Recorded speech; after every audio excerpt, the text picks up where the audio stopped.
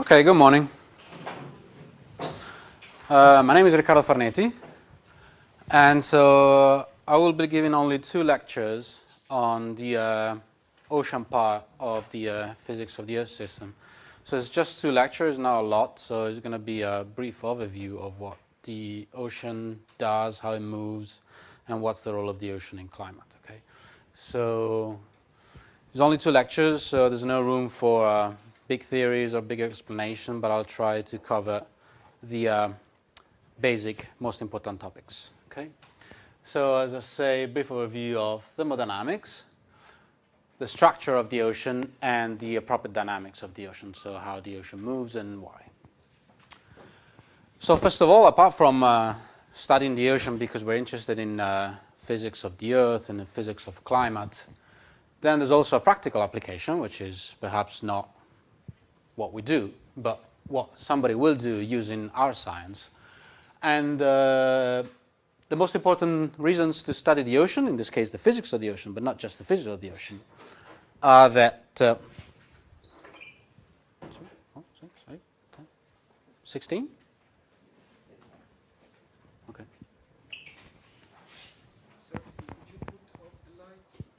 You want more lights off? Yeah? If he says no, then no. Okay, here's the boss. So reasons to study the oceans.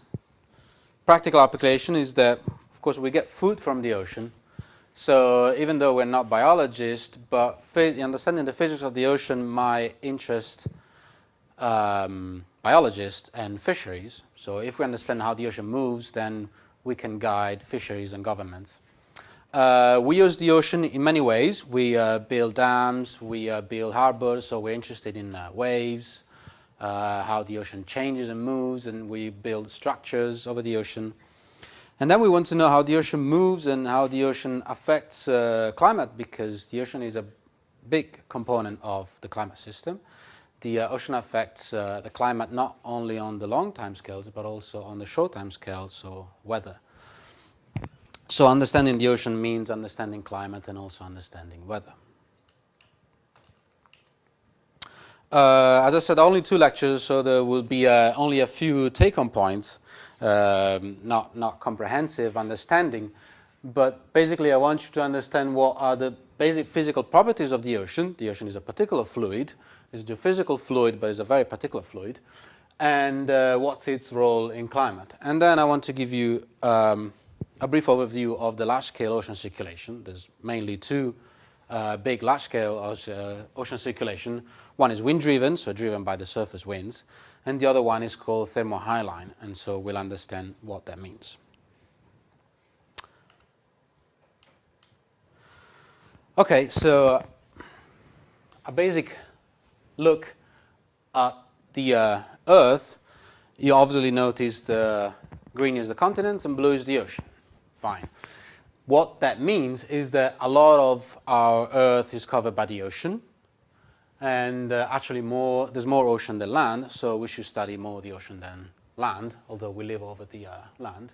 That means the ocean has a big role in climate and how the Earth breathes and reacts to climate changes. And then you see straight away that whatever happens in the ocean is also constrained by the continents. So if you have a parcel of water in this region, say the North Atlantic, in order to go to the Pacific, then it will have to go through South Africa or South America. The continents put a big barrier on how the ocean moves, the particles of fluid of the ocean, and that's a big difference with the atmosphere. Again, this is a schematic of what the atmospheric circulation might be. So you see the arrows are the winds, and this cell represents the main cells in the atmospheric circulation.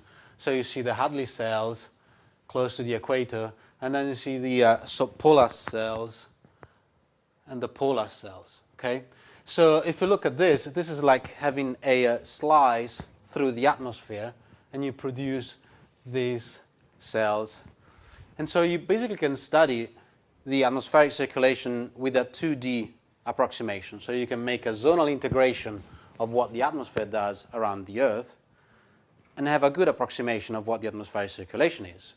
So you can just slice the circulation in the atmosphere like this, or just make a zonal integration. And then you get these arrows that represents the atmospheric circulation. This is something you cannot do in the ocean, because the ocean has continents. You cannot just zonally integrate, because whatever happens in the Atlantic, let's say here, is very different to what happens in the Pacific or in the Indian Ocean or anywhere else in the ocean. Okay? And that's because there's continents. So the continents put a very strong constraints on ocean dynamics. If you look at sea surface temperature, this is a plot of sea surface temperature taken from satellites and a model.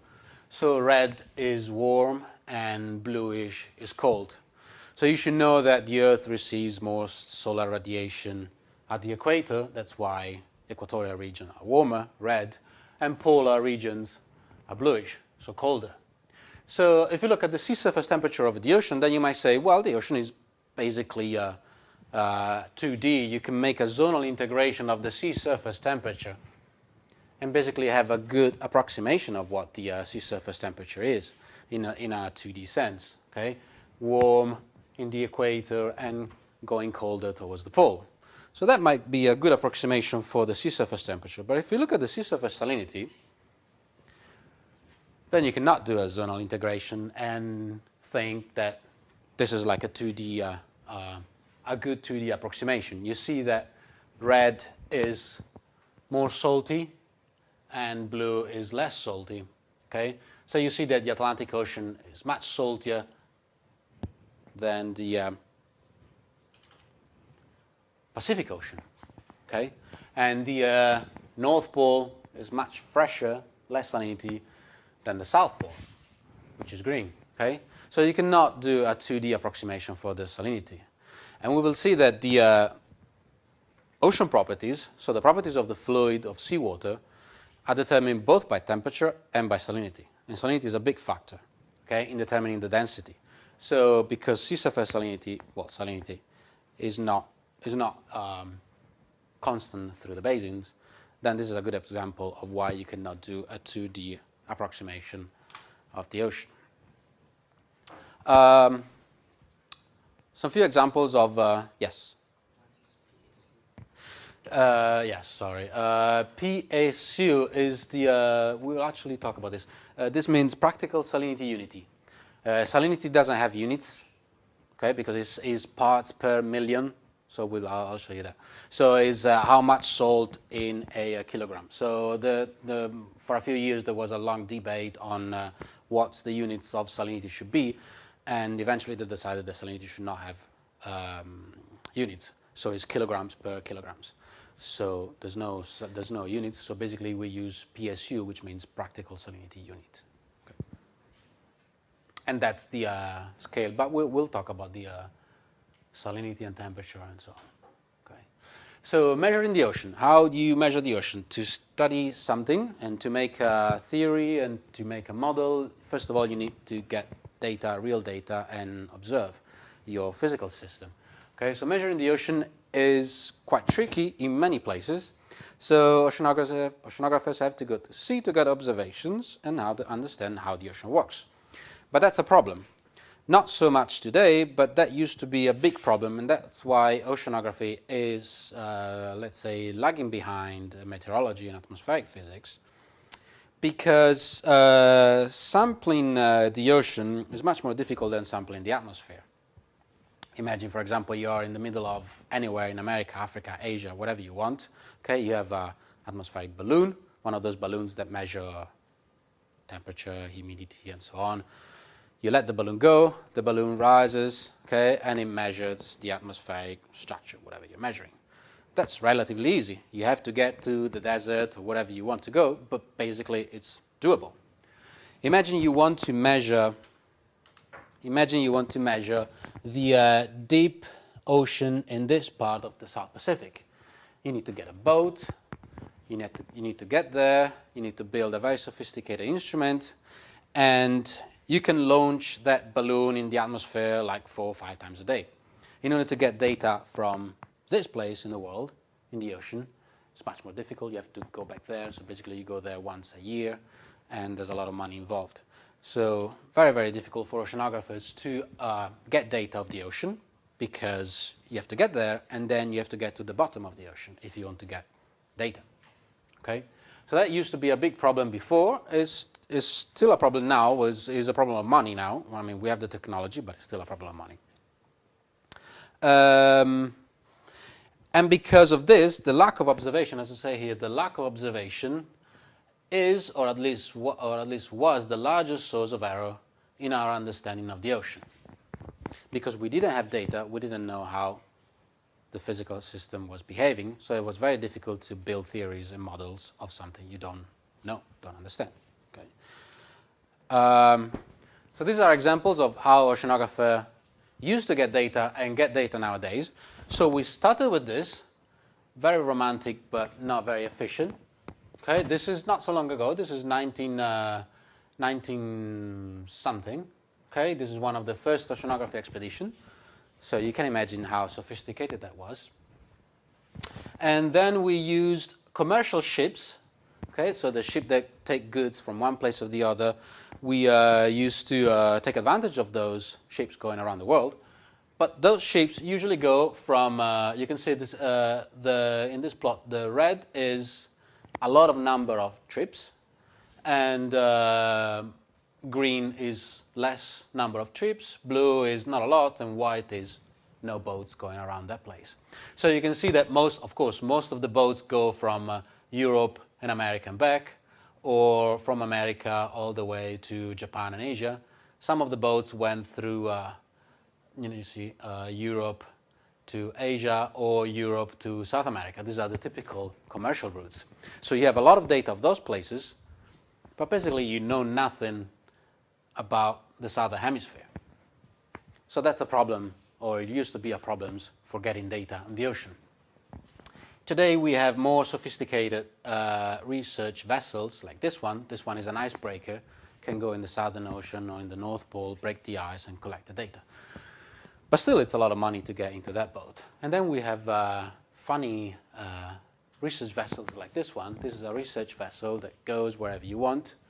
And then suddenly, by some mechanism, they flip and the boat goes vertical. Okay? And then it starts measuring atmospheric data with this antenna and ocean data with the other half of the boat that is, you don't believe it. So they invented a lot of ways to get data, and it works, but it's still a lot of money, and it's still very difficult to get to those places, so we get a few points a few times a year, and it's still a lot of work, because this is taken a few years ago. This is an icebreaker like this one going to the Southern Ocean to collect data, and you can see that it still takes a lot of effort to go and collect data. This is technicians trying to break the ice, otherwise it would ruin the vessels. Okay, so as I said, lack of observations led to conceptual errors. So this famous sentence, the absence of evidence was taken as evidence of absence. So you don't know what's going on, so you don't measure something, therefore you think that that something does not exist.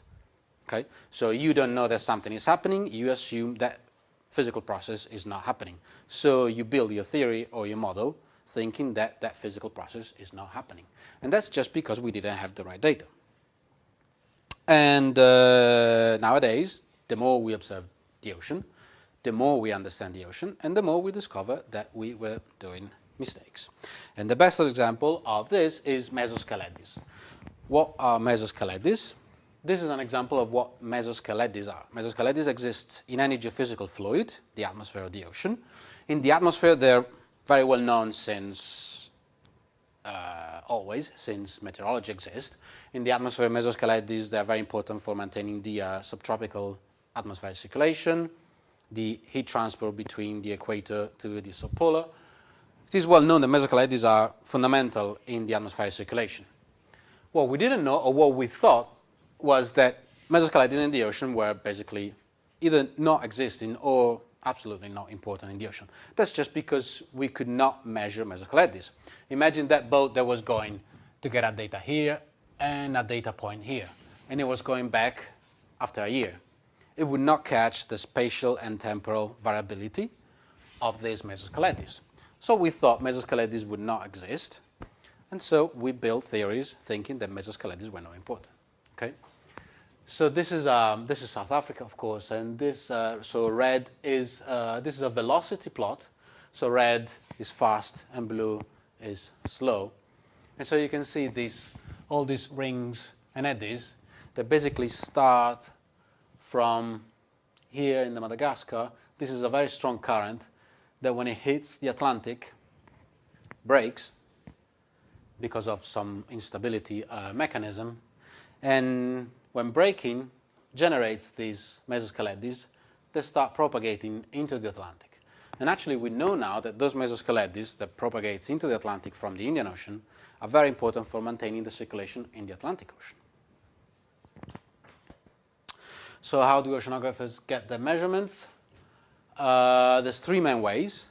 One is called the Eulerian, the other one is called Lagrangian, and the third one is called, well, it's satellites. Okay? Eulerian basically means you stay in one single point and you measure the properties of the fluid as it goes through you. Okay? Yeah. How do these mesoscale eddies break? What is the source of these eddies? The mesoscale eddies is basically through the instability of the currents.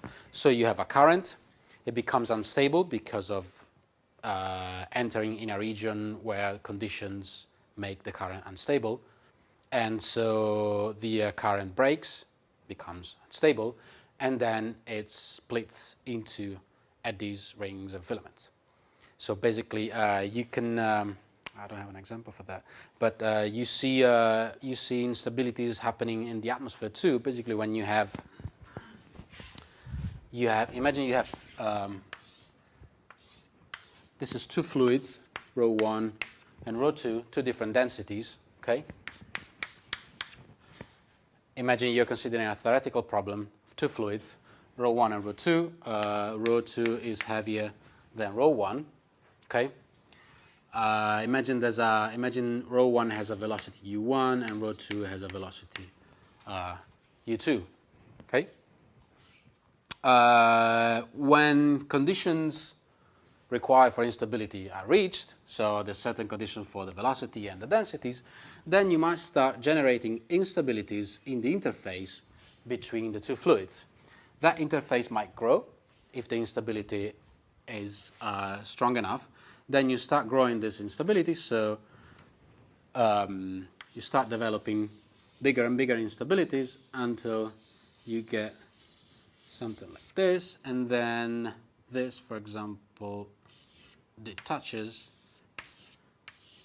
okay, and suddenly you have what we call cyclonic and anticyclonic circulations. Okay, those are due to instabilities. So you have two fluids. There are instability. There's theories for this, but it's a long story. So you have instabilities growing in the interface between the two fluids. That instability might grow, and then eventually, when it gets big enough, then it splits part of its fluid into eddies, filaments. And basically, what is happening here is that you have this strong current hitting another current. So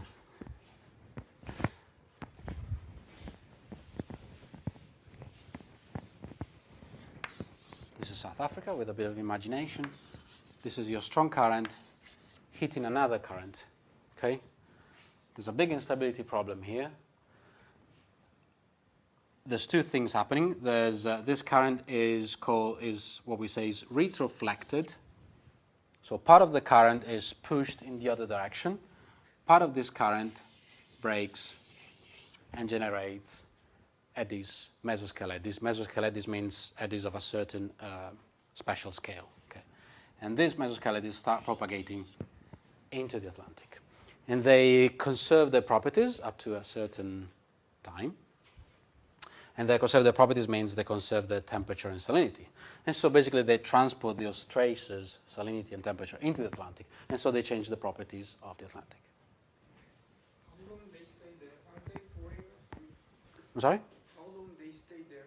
Well, it depends on the conditions. They might stay days or weeks. Yeah. Then they start diffusing into the new environment.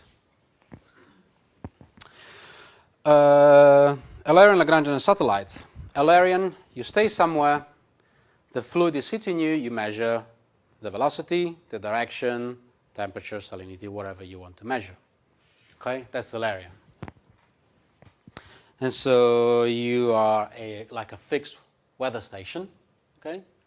And you specify the whatever field you're measuring, velocity, for example, at location X, Y, Z in time. Okay? The second way of measuring the ocean, or the atmosphere, and in geophysical fluids is Lagrangian. So you follow a parcel of fluid as it moves through the environment. Okay? In that case, you're giving the trajectory of the parcel of fluid. You're not studying the properties of the fluid in a fixed position. So you're studying the trajectory. So you're following a particular parcel of fluid. You're following that particular parcel of fluid in time and in space. And so you can build trajectories of how the fluid is moving. You do this in aerodynamics, you do this in engineering, and you can do that to measure the ocean or the atmosphere. And the third way, the most recent one, is satellites, of course. So through satellites, you can measure the surface of the ocean, many properties of the surface of the ocean, and then you can also infer properties of the deep. Eulerian, so you stay fixed. Three main examples. Top left, this is a big thing you have to launch from your research vessel. There's many bottles there. You open the bottles, you launch that thing into the sea, and as the big instrument goes down, then you start closing bottles at different depths. So each depth collects samples of water at different depths. And so you know the temperature, the salinity, the oxygen, whatever property you're measuring at different depths. And there's another sensor in the cable that gives you the velocity of the current as you go down. Okay? But that gives you information in one point at one particular time. Another way of measuring it is this, it's like a pistol, it's called XPT, and that measures the temperature. So you basically shoot this small missile, which plunges into the ocean, and it measures temperature and the sound of speed of sound. That gives you information one point in space and in time. If you want more time resolution, you can buy one of these. This is a buoy. You put the buoy wherever you want in the ocean. The buoy has a long cable that goes down to the bottom of the ocean, if you can, and has lots of instruments. And so you're measuring in one point in space, but every day or every 6 hours, whenever you want. And then you go back the next year and you collect the instrument and you record all the data. The other way is Lagrangian, so you follow the fluid, the particle of fluid as it moves. How can you do that? You can do that with this thing. That's the thing you launch into the water. That's programmed to follow a particular parcel of fluid with particular density. So that is a buoyant instrument. So it has a particular density, has a particular buoyancy. So it will float at a particular density. So if this is the ocean, this is the bottom of the ocean. There's different densities as you go deep in the ocean. That particular instrument is programmed to stay at a density, say, rho 1. Okay? So if you launch that instrument, it will sink until reaching this density, and then it will find his buoyancy. And then it will follow the particles of fluid that has the same density. So you can follow the particle of fluids that have that particular density, meaning that particular temperature and salinity. And as you can see, all that points are instruments launched by 2010, so that's a bit old, but you know, it's quite a big coverage. So, having too many such kind of instruments in the ocean, it doesn't affect the data that we collect? How can you affect the data, sorry? I mean, okay, if we put many things like such kind of things in the ocean, Mm-hmm. then, okay, then, okay, yeah. They are hitting one another. Okay, if we put many things there, then the way the fluid moves will get changed, I think. I mean.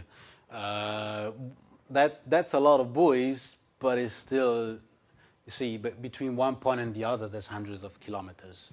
And there's... So this is just local, right? Well, they move. Those points move. That's 19th of May 2010, the day after they all have moved, following the parcels of fluids of the ocean. But still, there's 3,000 floats in the ocean. The ocean is pretty big. So chances of hitting one another or influence, it's not like throwing 100 of those in your bathtub. If you throw 100 of those in your bathtub, then the fluid doesn't move anymore because there's no space. But that's still not a problem. If we compare the size,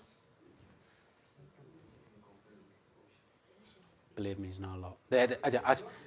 Actually, they lose them all the time because it's very difficult to find them. how do they remove those things? They don't remove them. That's one of the problems. That's one of the problems because they. So what they do? These are funny instruments. What they do? So they travel. For example, this is depth. I don't know, 1,500 meter. Okay. So it's down deep in the ocean. Every week or 10 days, that thing is programmed to resurface, send the data to the satellite, and then plunge again. So it's pretty clever. The problem is there's no way to call him, hey, come back home. There's no way to do that. So after a year, after 2 years, I don't know, the battery dies, they lose the buoyancy, and they plunge to the bottom. So today there's around 4,000 of them. It's not an environmental problem.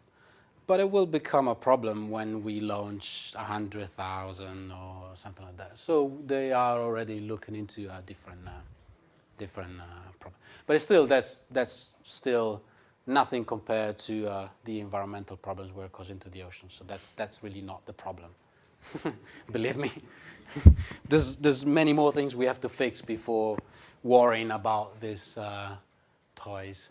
The other thing was satellites. That was the big revolution in oceanography. When they launched satellites and when we were able to measure the ocean with satellites, then we went, this plot gives you, this was the 1970, and every line is a research cruise going from one point to the other and collecting data once a year. Okay? That was revolutionary. That's called WOS, World Ocean Circulation Experiment, and that was considered revolutionary. They covered everywhere in the ocean with research ships going from one place to the other, collecting data, and I think it was once a year or so. That was 1960 or something like that. But you can see there's not that many lines. There's a lot of lines, but it's not that many lines. Compared to this is the tracks of the satellite going around the world each week. So each week, you get all this data. Before, we got those few lines every year. So this was really the big revolution in oceanography. Now we can monitor the ocean on a daily or weekly scale. So there's these satellites measuring the surface of the ocean. With the surface of the ocean, you can measure the temperature, the salinity. You can measure the elevation of the ocean, and through the elevation of the ocean, you can infer the velocity of the fluid. So that was the big revolution. And you can see the mesoskeletes, you can see the filaments, and you can understand what's going on, really. So observation, which is basic in science, of course. Observation, you need observation to get real data to understand what's going on. Theory, you use your data to build your theory. and then you use your theory, your mathematical set of equations to build your numerical model. And with your numerical model, observation and theory, then you get an understanding of how the ocean moves. This is a simplification of what the ocean circulation looks like at the surface. It's many arrows going all over the place, and that's just a simplification of what the annual mean circulation looks like. So there's many gyres. You can see all these arrows going this way, then all these arrows going that way, and again in the Pacific, all these arrows going that way, the other way, and all these arrows going that way. Then there's tropical currents, and this is just the annual mean. So what we say the climatology, what happens on a climatological sense, on an annual cycle. Okay. And there's actually a good explanation for what for this structure of the surface circulation, and we'll talk about that. The simple theory to understand why we have this circulation going around in this way, and why we have the circulation going around on the other sense in each ocean basin. Okay? And this is just a simplification. So the thermodynamics of the ocean, temperature, salinity, and therefore density of the ocean. So a few very basic concepts. Pressure and depth. Seawater is a compressible fluid, so we need to care about the pressure. So ocean ranges from 0 to 6,000 meters. So it can get pretty deep. It can get as deep as 10,000 meters actually in a few points. Okay, so you can imagine already that pressure might have a big influence on the parcel of fluid. Pressure is, of course, Newton's law, force equal mass times acceleration, and that's a basic thing that will be useful to understand. Okay, units of pressure. Well, you've probably seen on TV the weather guys talking about millibars or bars, the cyclones or an anticyclone. Well, that's the way we measure the pressure in the atmosphere and also in the ocean, of course. So what we call 1 atmosphere is 1 bar, and 1 bar is 10 to the 5 Newton per meter square. Okay. Pressure and depth is something we have to care about in the ocean, and that's because we talked about the Newton's law, so F equal mass times acceleration. Okay, so you can rearrange that and say that. So we're talking pressure and depth. We're talking on a vertical scale, of course. So vertical acceleration. Your acceleration will be given by the forces, in this case the vertical forces, divided by the mass. Okay? So your vertical forces will be the pressure gradient force, because there's different pressures as you go down, so there's a pressure gradient, and gravity, because there's gravity. Okay? So pressure gradient is the difference, and it's a force that is upward, because as you go down, pressure increases, so the pressure gradient is upward. And gravity is downward, of course. Okay? So the two forces are opposing each other. So pressure gradient force is dP by dz with a minus, and gravity is rho g. Okay? We assume there's no acceleration. So assuming this parcel of water is not accelerating in any direction. Okay? So you must have a balance between forces, because you're in a static condition. If you're in a static condition, there must be a balance of forces. So what you have is your pressure gradient force acting upward, and then you have gravity acting downward. Okay? And so if your acceleration is 0, then one must be equal to the other, of course. And so if one is equal to the other, then we call this the hydrostatic balance. Okay? So in a hydrostatic balance, because there's no acceleration. So if you know those conditions, then you can for any change in pressure, for a given change in depth, you can solve for the change in pressure for a given change in depth. So for a 1 meter dz, a usual density of seawater 1025, gravity, then you do this simple calculation, and you get that one change in meter is equal to roughly 1 decibel. Roughly 1 decibel. It's not exactly 1 decibel. And that small difference between 1 meter and 1 change in pressure is actually very important. Okay? So that's your hydrostatic balance. dP by dz will be equal to opposing the gravity. That change in pressure as you go in depth, that 1.0045, you might think is a very small difference, but actually this is a plot of pressure versus depth. So let's say this is the surface of the ocean, and you're going deeper and deeper and deeper into the ocean, okay? And you are computing the pressure of that parcel of water as you go down. It's basically a one-to-one relationship, but you start seeing differences, deviation from the one-to-one relationship as you go very deep, okay? So when depth increases, it deviates from the one-to-one relationship with pressure.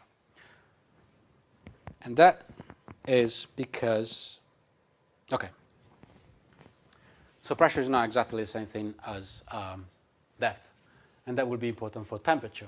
So temperature, okay, you don't need to see this. Just a quick remark that ocean temperature ranges between the freezing point, of course, then it becomes sea ice, to about 30 to 31 degrees. That's the maximum allowed, and it starts evaporating. The freezing point of seawater is not 0 degree, as pure water. It's less than 0 degrees C, and that's because seawater has salt. The fact that seawater has salt changes the physical properties of the parcel fluid, and that makes the freezing point below 0. That was temperature, okay? You don't need to know anything about temperature. But there's something else we use in geophysical fluids which is called potential temperature, okay? And that's related to the pressure difference. Water, including seawater, is compressible. So it is affected by changes in pressure. If we compress a volume of water adiabatically, and an adiabatic process means without changing heat, okay, then the temperature increases. So if you are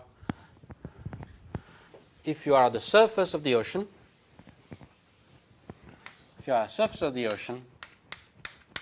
and you move your parcel of water down to the bottom adiabatically, so without changing heat and properties in the environment, then this parcel of water, because of the change in pressure, has been compressed because there's more pressure, and because it's being compressed, the parcel heats up. Okay, so there's a temperature increase because of this adiabatic compression. If you're studying a parcel of water and you follow this parcel of water Lagrangially, for example, so you want to follow this parcel of water as it goes up and down the ocean, then you don't really care about this pressure effect on the parcel of water, because then the temperature of the parcel of water is not conserved just because you have that adiabatic compression. So we're not interested in the adiabatic compression when you're studying the large-scale circulation. So what we do, we define potential temperature. And so potential temperature is the temperature that this parcel of water would have if brought back to the surface adiabatically. So basically you are removing the adiabatic compression. Okay? So this parcel has moved to dz with a dP change. You don't care about the delta heat because of the delta P. You don't want to be influenced by that.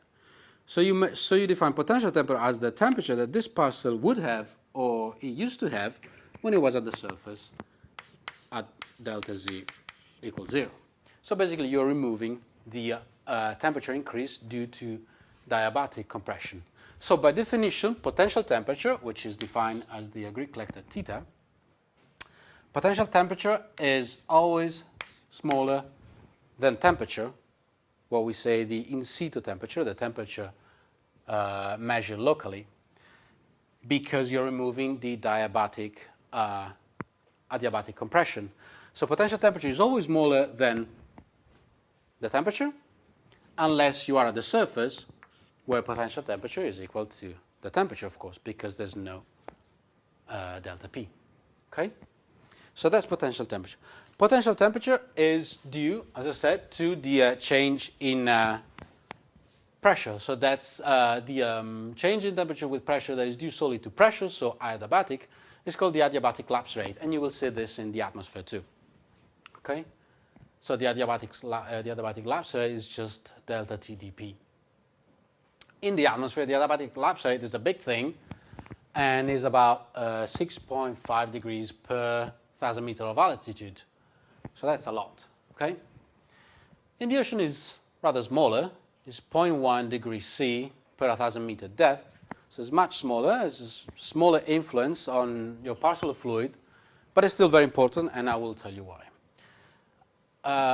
So again, potential temperature is always lower than the measured temperature.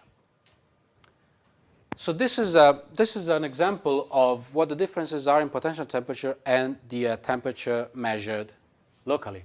So the red line is the temperature you would measure with by lowering an instrument.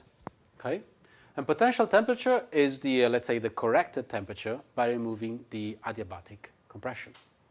So you see that up to 2,000 meters, there's basically no deviation between the two curves, because the change in pressure is not big enough, and so pressure and depth is basically a one-to-one relationship. But you start going deeper and deeper, then that small difference in pressure makes a big difference in temperature. So basically the temperature, the water corpuscle, imagine this water corpuscle is going from the surface and you are lowering that water corpuscle. As you go down, pressure effects becomes bigger and bigger, and that parcel of water is heating up because of adiabatic heating. And so the temperature actually starts to increase again as you go down. Okay? And that's because of pressure effect. If you actually correct the temperature with the potential temperature method, then you will see that actually the temperature does not change, so your parcel of fluid is not heating up because of any particular reason. It's just a pressure effect. Okay? So that's what we care about, really, the potential temperature. Because if you're studying the large-scale circulation, you care about the potential temperature, not the temperature due to the pressure change. That was the temperature. So if you study the thermodynamics of the ocean, you care about the temperature and the salinity, because both will determine the density of your parcel of fluid. Okay? So salinity, as I said before, salinity is the units are parts per thousand, so parts per thousand, or PSU, practical salinity units, or unitless, or whatever you want. There's still not much of an agreement. Anyway, that doesn't matter. So the concept of salinity is basically how many salt or chemical components you have in your sample of seawater. Measurements has always been pretty tricky to measure salinity. In the old days, they would evaporate the seawater and see how much stuff was left, and then weight that stuff, whatever that was, and then infer the salinity, how many grams per kilograms or parts per thousands of stuff was in the seawater. And today what we do is measure the conductivity of a parcel of fluid. So we measure a very sophisticated instrument that takes your sample of fluid and measure the conductivity through this sample of fluid, and depending on the conductivity, that's due to the chemical components within your parcel of fluid.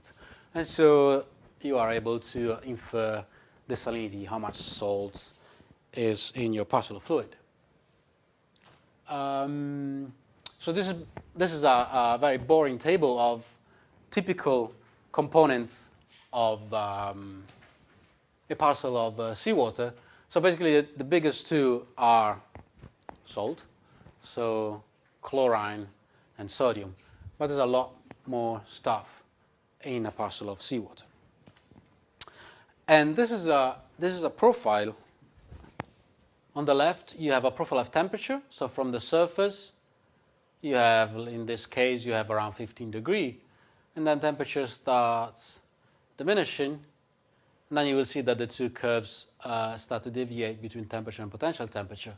And this is a close-up of the difference between the two. This is the conductivity measured by that thing you throw in the water, that instrument. You measure the conductivity. And so you measure the conductivity of the profile of the ocean. And through the conductivity, then you infer the right panel, which is the salinity. So basically, you have some salinity, in this case, around 33 at the surface. And then salinity starts to increase until saturating. Okay, so that's a typical profile of temperature on the left and salinity on the right. What the sea surface salinity looks like at the surface, we've seen that before. Reddish colors is more salinity, bluish color is less salinity. So you see there's a big difference. Straight away you see there's a big difference between here, the Atlantic Ocean, and here, the Pacific Ocean. The Atlantic Ocean is much saltier and the Pacific Ocean is much fresher. And that will be extremely important for how the ocean moves. So the temperature and salinity structure of the ocean is not just curiosity, it's not just thermodynamics, but that affects the dynamics of the ocean. And we'll talk about that. This is a salinity section, so how salinity looks like here. So you go from north to south in the Atlantic Ocean, and you make a slice of that at one particular time, and this is what you see. Again, red is more salinity, higher salinity, and blue is less salinity. Okay? So you see there's a big difference between the northern hemisphere, that will be the right, this is the North Pole, and this is the South Pole. So more salinity here and less salinity here. As I said, the salinity is actually very important for the dynamics of how the ocean moves. And actually you can see from this plot how the ocean is moving in a time mean sense. Because what you can see, salinity acts like a tracer for the ocean. So this parcel of this, our famous parcel of water, seawater, is moving and has some temperature and salinity. And as it moves, it will eventually diffuse and change its properties, but for a while it will retain its properties. And so you can actually track the circulation Lagrangially through temperature and salinity.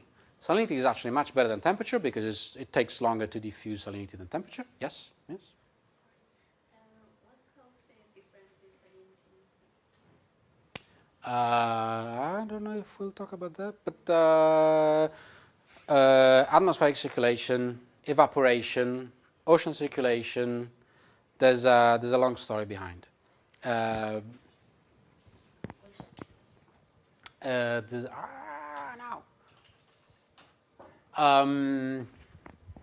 There's actually people not agreeing on why the Atlantic is saltier than the Pacific. Some people say that the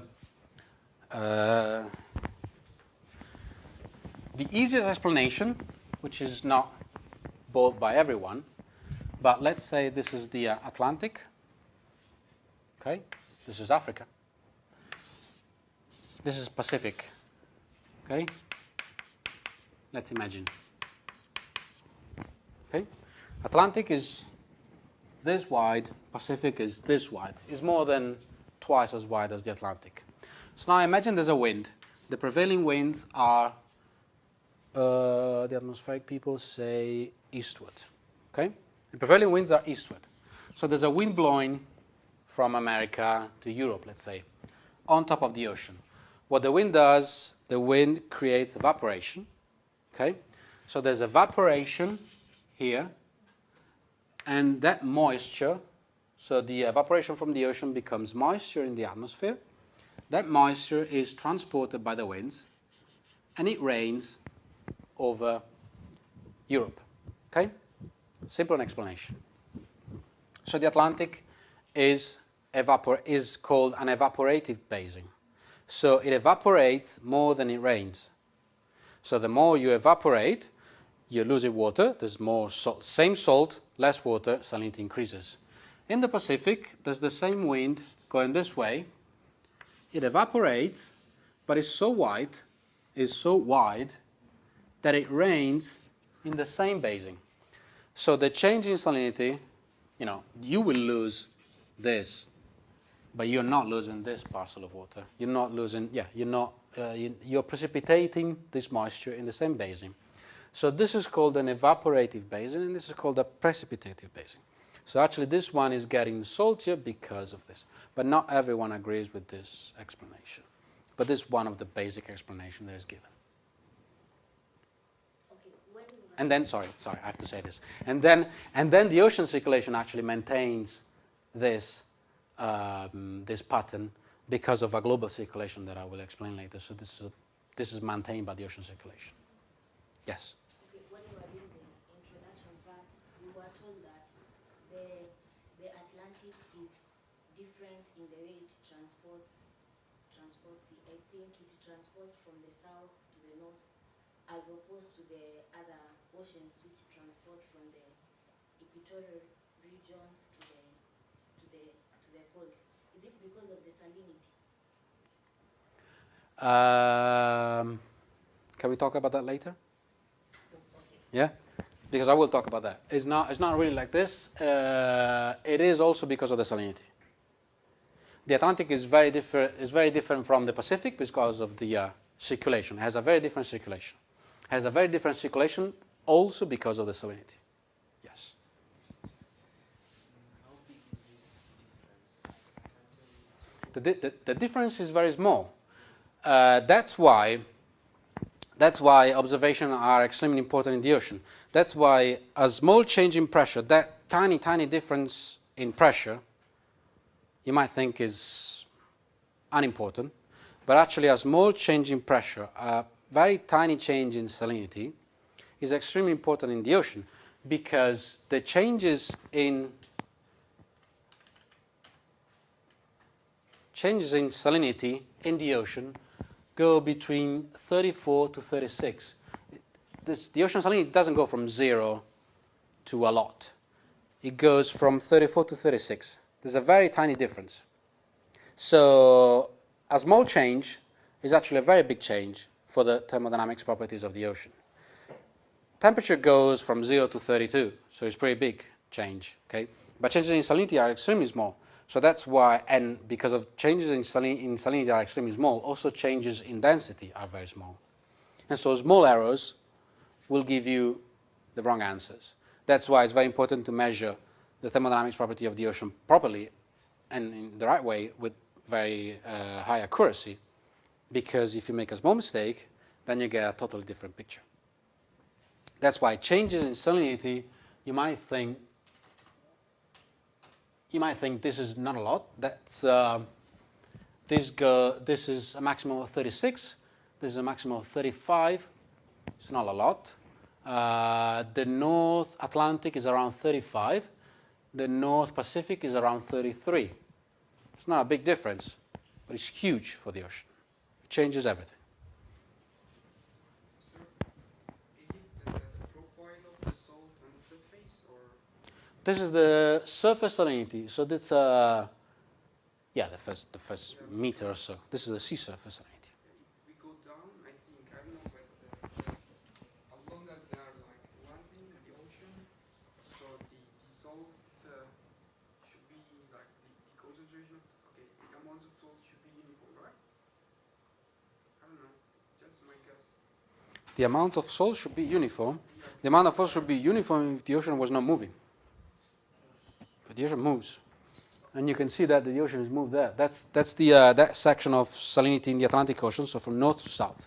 But I don't know why we have like, okay, when we see the picture, we saw something which is localized.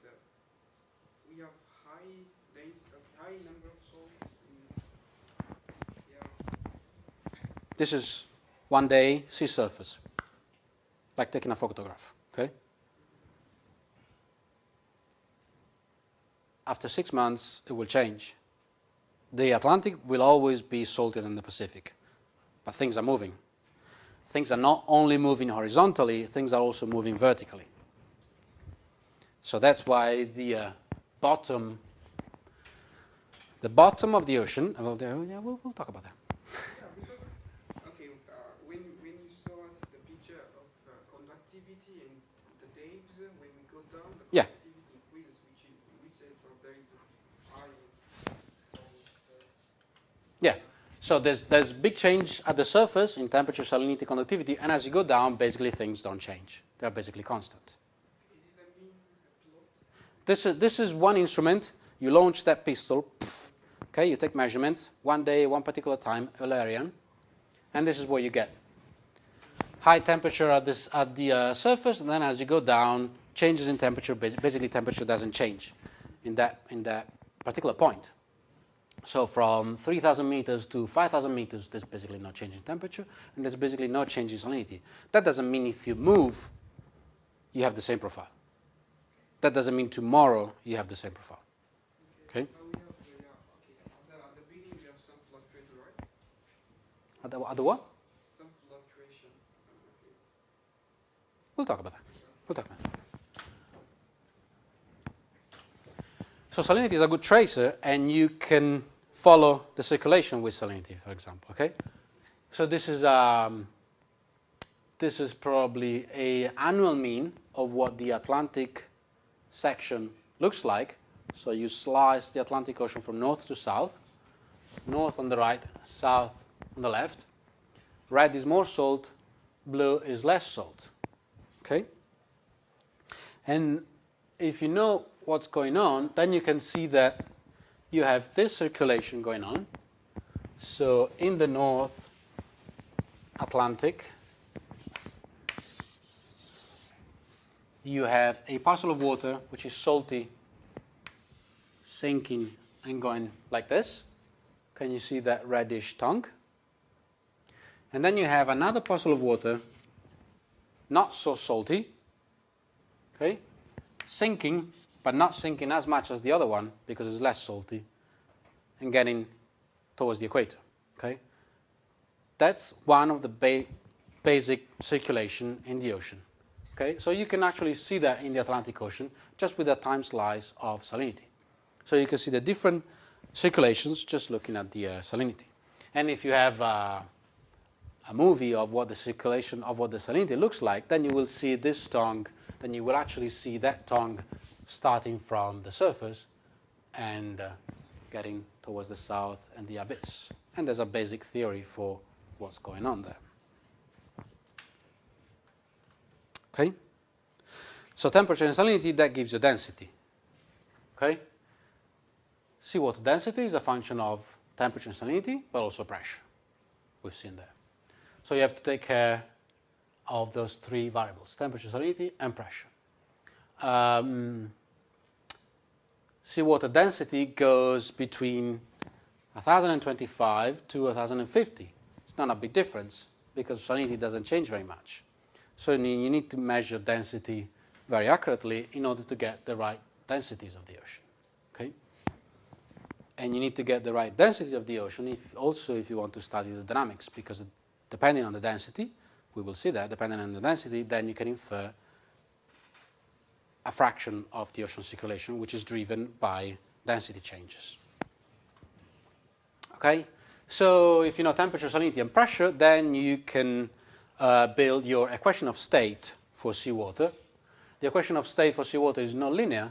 That means that there's a lot of terms like t squared, t to the third, and t to the fourth, and so on. So it's a very complicated equation of state for density of seawater. But you can make approximations. And basically, you can just compute density with your formula through temperature, salinity, and pressure. Okay? This is a plot of what the... Can we have the equation of a rough? Could you write that? No, I couldn't write it, and you don't want to see it because it wouldn't fit on the board. Okay? It's just a huge polynomial.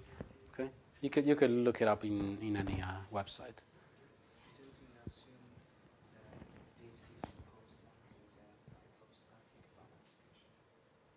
I'm sorry? Didn't we assume No, we assume acceleration to be 0. And then you have dp by dz, or g.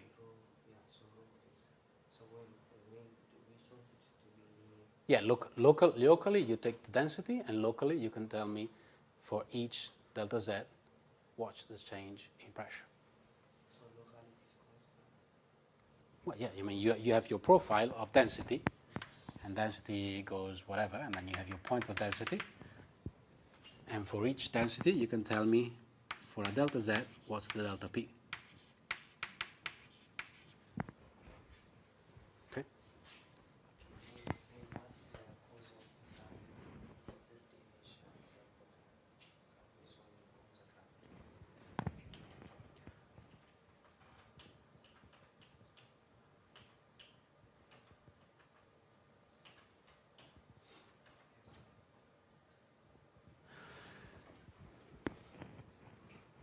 Do your calculation. dz, 1 meter, density 1025 roughly, g is 9.8. What you get is that delta p, for a delta z of 1, you get a delta p not of 1, but 1 point something. That means that let's call it error, deviation, will grow. It's present here, but it's very small. And that deviation grows and grows and grows, because it's like multiplying 0.01 times 1 or times a million. That small difference grows as delta z changes, as delta z increases. So as delta z increases, the difference between delta z and delta p increases. Okay? Can we still assume rho to be constant? Are we still assuming? No, we're not assuming rho to be constant. We are taking, this is just an example of what the difference are. So you can take a different rho. This is just an example of a rho. You take rho 1025. You can take rho 1024.5. You can take any rho. This is just a, g is not 9.8. It's 9.8, blah, blah, blah, blah, blah. This is just an example. Okay. What is an exact coefficient? This is the exact formula. Those are just numbers for an example. Okay.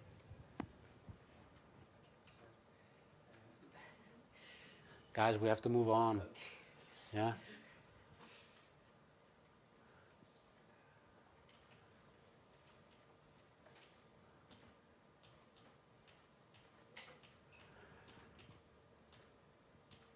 Okay, equation of state, no linear, long, complicated, not interesting. It's just a big formula. You don't care about that. So we just put it on the computer. And You put it on the computer. You can look at the end of any book of physical oceanography or fluid dynamics. There's a lot of tables.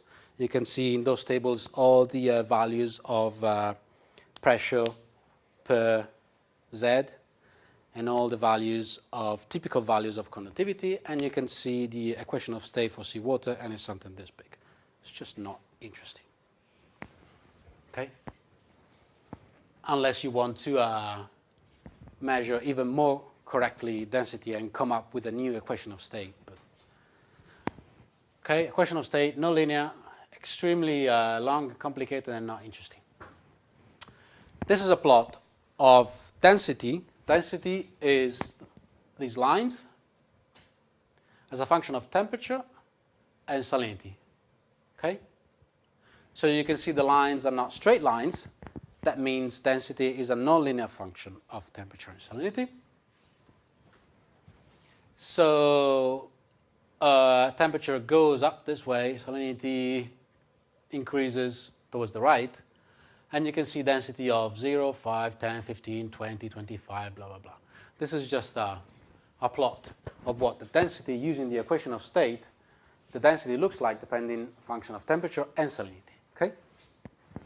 A few interesting things.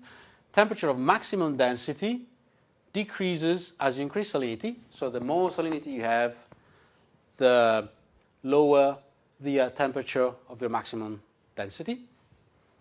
The more salinity you have, the smaller the temperature at which you freeze. Okay? If salinity is 0, you freeze at 0 degree, of course. If salinity increases, freezing point decreases, decreases, decreases, and you can actually go down to -2 degrees. So actually seawater freezes at around -2 degrees. The gray bar here is showing you what 90% of the ocean looks like in terms of temperature and salinity. So you see this big plot of temperature and salinity, but actually 90% of the ocean fluid is within this bar of temperature and salinity. So changes in temperature roughly go between -2 and 10 degrees. 90% of the ocean doesn't have a temperature higher than 10 degrees. And 90% of the ocean has a salinity that goes between 33 and 36. Okay? And this is the mean temperature salinity. So changes in temperature and salinity are very small in the ocean. And so are changes in density. This is again an example of what the zonal temperature, so you make a zonal integration of temperature and you make a zonal integration of salinity on a timing sense. So you integrate zonally and you integrate over time and you get this temperature and this salinity plot. You cannot see the numbers, but this is basically, this is 1.5, 2, 2.5, 3, 5, 6, 7, 8, 9, 10 degrees. Okay? When you reach 500 meters, you are already at the 10 degrees category. So everything that is below 500 meters is colder than 10 degrees. Only the very surface of the ocean reaches high temperature, like 20 degrees and above. Okay? The rest of the ocean is very cold, is colder than 10 degrees, and changes. You can see there's a lot of lines here at the surface. There's a big change in temperature at the surface. As you go deeper and deeper and deeper, the lines get wider and wider, and that means there's not a lot of change in temperature. There's not a lot of stratification. So there's not a lot happening. There's not a lot of difference between temperature and also salinity. Look, there's basically no contours here. But the small changes that are happening actually drive a circulation, as we will see. Okay? Freezing point and sea ice. Freezing point of temperature decreases with increasing salinity. We've seen that. Temperature maximum density decreases with increasing salinity. Blah, blah, blah. Most seawater has maximum density at the freezing point. So if most seawater has the higher density when it freezes, why is sea ice floating? You're freezing, you're reaching maximum density, you're becoming sea ice, you're reaching maximum density, but you float. Right? So it might seem contradictory, but actually sea ice floats because when you form sea ice, you are ejecting salinity. Okay? So physical chemical property, you are a parcel of seawater. When you freeze, you expel most of your salinity. And so your salinity, when you become sea ice, your salinity decreases. And that's why sea ice floats. Otherwise, it would sink. And that process of expelling the salinity is called brine rejection. Okay? So what you're doing, you are expelling salinity, and so you're becoming less dense, and so you float. But you're also expelling salinity, and so the water around you is getting saltier, right? Because you are acquiring the salt that the sea ice is expelling. So actually you are making the water around you saltier, and so you're making the water around you denser. And so that water that is around you, because it's denser, it starts to sink. And so you're forming a different kind of water just by producing sea ice. And that's why you see, again, on the left is southern hemisphere, South Pole, and on the right is North Pole. Okay? Here you are around Antarctica. You're forming a lot of sea ice. Okay? There's a lot of, it's very cold. You're forming a lot of sea ice. Sea ice expels the salinity. That water becomes very cold and very salty, becomes very dense. And what happens to that water? It sinks. Okay? And if you look here, that water, because of sea ice, is becoming saltier, and you can see the tongue of the water. This is a time slice, but if you look at a movie, when you're forming the sea ice, you see that bulge of water, cold and dense, sinking to the bottom. When it sinks to the bottom, then it will start to recirculate. And so because of changes in temperature and salinity, you're actually dynamically changing the ocean. And so you're making the ocean move because you're changing temperature and salinity.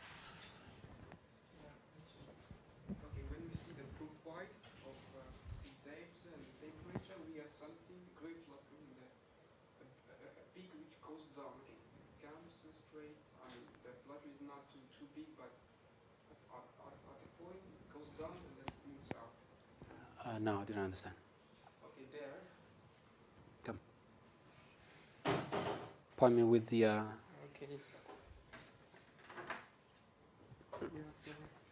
Here. There is a... Okay, it comes and then... You want to understand why you have this pop like this and this too? Yeah. Yeah? That is the signature of what is happening here. So this is the Mediterranean Sea. Okay? That's Italy. We're here. This is the Mediterranean Sea. The Mediterranean Sea is very salty because it's like the Atlantic, but even more. It's a very evaporative basin. It evaporates a lot. It's very warm. Evaporates a lot. It doesn't rain that much. And so it's very salty. Okay? There's an opening there between Spain and Morocco. There's an opening, and that's called the Gulf of Cadiz. Okay? And that's where the Mediterranean meets the Atlantic. So this is Spain, and this is Africa. Okay?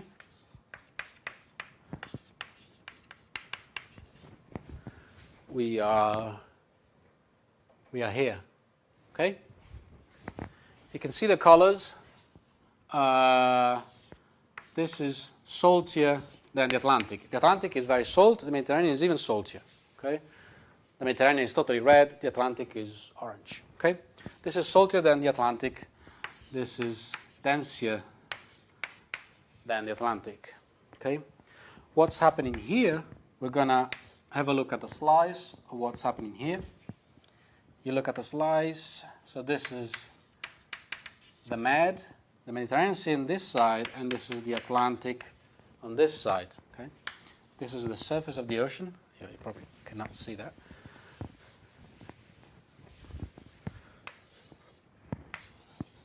Okay? Mediterranean Sea, Atlantic. This is just fluid mechanics. You can model what's happening to the strait with two waters. The Atlantic water getting in, the Mediterranean water getting out. The Mediterranean is denser, gets out at the bottom of the Atlantic Ocean that is less dense. Okay? This is just an hydraulic problem. This is denser than this one. This dense water gets, and this is where you can form internal waves and instabilities.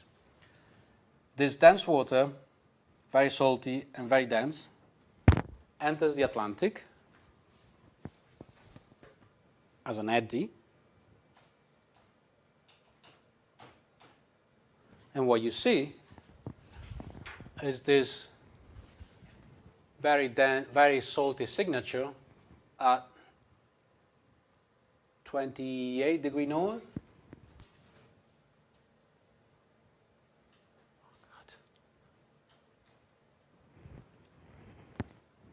30, 28, 30 degree north. Okay, that's the Mediterranean signature. That's the signature of the Mediterranean water getting into the Atlantic, which is the saltier water at that latitude. So you see that. Okay, and this thing that I was talking about before, this is another kind of water forming because of changing air-sea interactions. You change the temperature and salinity, you form another kind of water, which is denser than the environment, and so it sinks. But it doesn't sink to the bottom because it's less dense than the other one. So it starts circulating towards the north, but at a mid-depth. Okay? So it changes temperature and salinity, puts the ocean in movement, and creates one of the basic circulations of the ocean. Vertical structure of the ocean. You've noticed already that there's a lot of change at the surface, lots of lines, changes in temperature, changes in salinity. When you go down, there's less change in temperature and salinity. So we can define different layers of the ocean. As you can do that for the atmosphere, you have the troposphere, you have the stratosphere, you have different layers.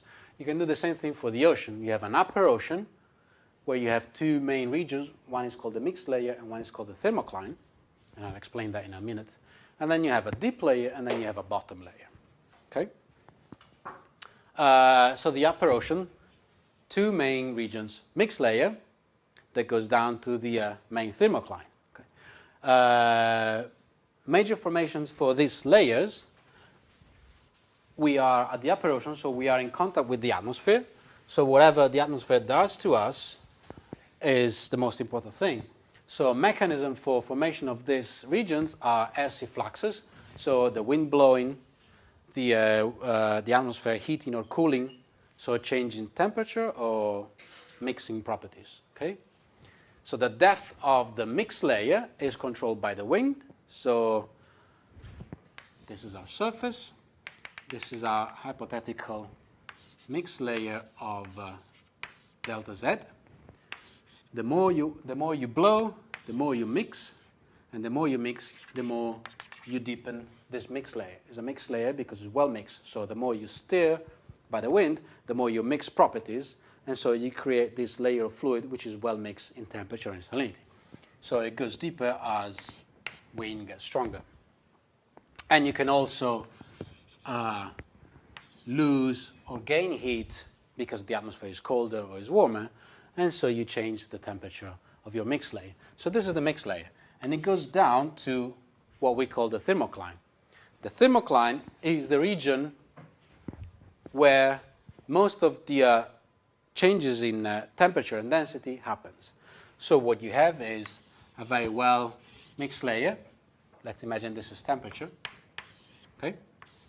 Temperature doesn't change, and this is typically of the order of 50 meters or 100 meters or so. And then you go down to the thermocline. The thermocline is where you have very sharp changes in temperature and therefore density. Okay? So here, delta T is very big. You have a very big change in temperature and density.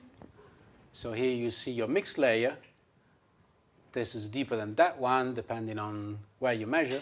Then you have your thermocline, very sharp change in temperature and density. So that's your thermocline, which separates the mixed layer from the deep and bottom layer. Okay? So you have your mixed layer, well mixed by wind, radiative cooling or heating, and heat loss and evaporation. Then you have your thermocline, and then you have basically no change in temperature and density when you go deeper and deeper. And that's, you can see that here, right? You can see your mixed layer, this bit. You can see a very sharp thermocline, and then you can see the bottom of the ocean, which is basically divided into deep and abyss.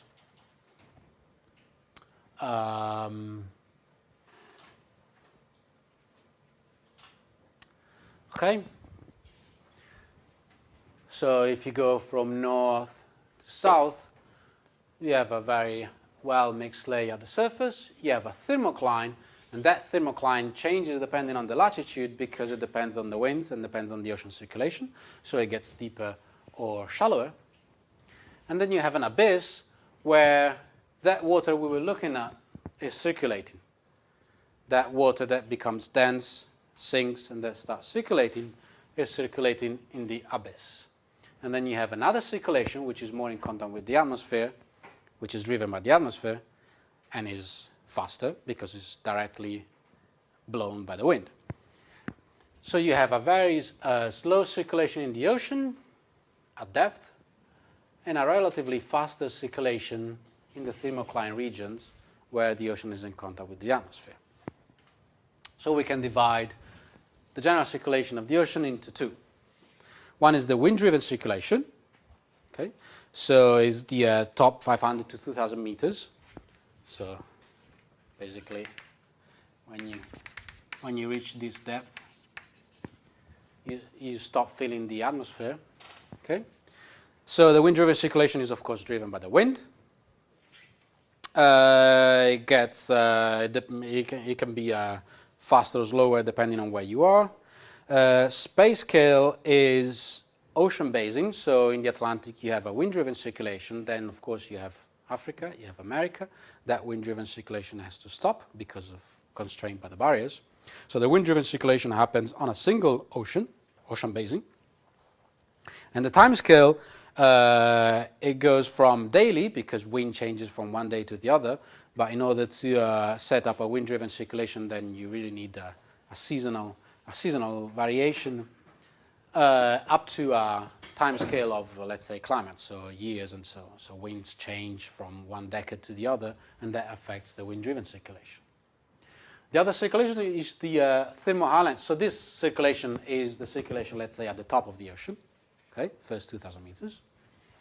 The other circulation is called thermohaline circulation. Thermohaline means thermo, temperature, haline, salinity. So this is the circulation induced by changes in temperature and salinity. So if you change temperature and or salinity, then you change density. And so you can change density at the surface by heating and cooling from the atmosphere. You can change through evaporation or precipitation. And you can change temperature and salinity through heat and salt, diffusion, and so on. So that circulation is a much slower circulation. It circulates at the in the deeper layers of the ocean. And it can change, but it changes only on climatic timescales. So it takes a very long time to move because it's a very slow circulation. In order to affect that circulation, you can see the changes in that circulation on very long time scale. Examples of those, we've seen this plot. All those arrows that you can see are surface circulation, timing, very simplified example of the surface circulation of the ocean. Part of those arrows are wind-driven circulation. So the wind is blowing on top of the ocean and is setting up, for example, this circulation that goes around the North Atlantic, or this circulation that goes around the North Pacific, or this circulation that goes around the South Atlantic, or here in the Indian Ocean. So there's a circulation at the surface, and they are wind-driven. And there's a very simple theory for this, and we'll see this on Thursday. The other circulation is the thermohaline circulation. So you need to change the temperature or the salinity properties of the ocean fluid in order to set up this circulation. This is a simplified schematic representation of what the thermohaline circulation, or also called overturning, because this is not a horizontal circulation anymore, it's a vertical circulation. So you're going from the top. So you change the surface properties of the temperature, your parcel of fluid, temperature, salinity, then you sink to the bottom. So you have vertical motions. Okay? So these arrows represent what the global thermohaline circulation is. So you have this warm circulation going towards the North Atlantic. It gets colder because it's in contact with a very cold atmosphere. It gets colder, it gets denser, and it sinks into this green branch, which is at depth. And it returns, it exits the Atlantic Ocean, goes around, and then it resurfaces in different locations in the Atlantic and in the Pacific. Then it goes all the way, and it resurfaces as the violet arrow. It's a very simplification of what's going on, but this is just to give you an idea of what the overturning circulation is. This is a global circulation, so you see the arrows go around the world. They don't stop. While here, the arrows were confined by the Atlantic, by the ocean basin. Okay? So this is a basin scale circulation, while this is a global scale circulation. Okay? This is again a nicer picture of what's going on, but basically this is the same thing. The yellow dots are the most important, let's say, the valves of the meridional overturning circulation. This is where the ocean changes its temperature and salinity properties. It gets in here, it cools, becomes colder and denser, and it sinks into the blue arrow. The blue arrow is the depth. Here in the southern hemisphere, the yellow dots represent, for example, the salinity change. You're forming a lot of sea ice, water around you gets saltier, you get denser, and you sink. And so you're forming this deep water in different locations. Basically, you see these yellow dots, which are the valves where the ocean properties are changed. There's not that many. It's only 4, 5 or so. So there's a few locations in the world where this water transformation happen. And so it's a very sensitive circulation. If you mess around with those few points, then you stop or you affect quite radically the global overturning circulation. So if something happens to this particular place, then you will see reflected in the circulation, for example, in the Indian Ocean, after a long time, because it's a very slow circulation. But this is how you connect information from one place of the other in the ocean circulation. 5 more minutes. So, why is the ocean so important for climate? This is why the ocean is so important for climate. Because of this global circulation and because of the properties of the ocean. So think of the specific heat of water. Specific heat of water is around 4,000 joule per kilogram per Kelvin. That of the air is around 1,000, so 4 times smaller. The density of water is around 1,000 kilogram, just a number. Air is around 1, okay? 1,000 times smaller. The average depth of the ocean is around 4,000 meters, and the ocean covers around 70% of the Earth. So the equivalent depth for the global Earth is around 2,800 meters, okay? And the equivalent depth for the atmosphere, which of course covers 100% of the Earth, is around 10,000 meters. So that's bigger for the atmosphere. However, if you put those numbers together, specific heat ratio times the density ratio between the two fluids and the depth ratio between the two fluids, you get a ratio between the heat capacity of the atmosphere and the ocean, which is blah, blah, blah, 1,000 times bigger for the ocean. So the heat capacity of the ocean is 1,000 times bigger than that of the atmosphere. That means that if there is a radiation imbalance in the Earth climate, because, for example, you're warming the system, okay, the atmosphere will not be able to absorb that heat imbalance, because its heat capacity is very small, while the ocean is 1,000 times bigger. So if there's a radiation imbalance in the climate system, most likely it will be the ocean to absorb that extra heat. And you can see this in this simple example. This is a climate model. So, yes? How does the depth of the oceans affect the climate? I'm sorry? How does the depth of the ocean influence the climate? It's coming.